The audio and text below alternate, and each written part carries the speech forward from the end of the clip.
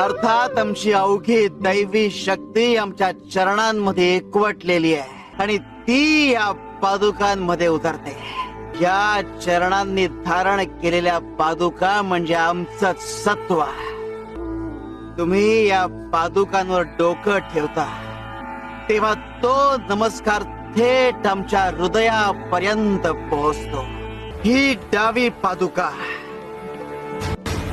ही शिवस्वरूप आणि ही उजवी पादुका शक्ती स्वरूप. उजव्या पादुकेतली मारक शक्ती अवगुणांचा, वाईट प्रवृत्तीचा नाश करते आणि डाव्या पादुकेतली तारक शक्ती भक्तांचा उद्धार करते. आणि म्हणूनच दत्त संप्रदायात या पादुकांना अनन्य साधारण महत्व आहे.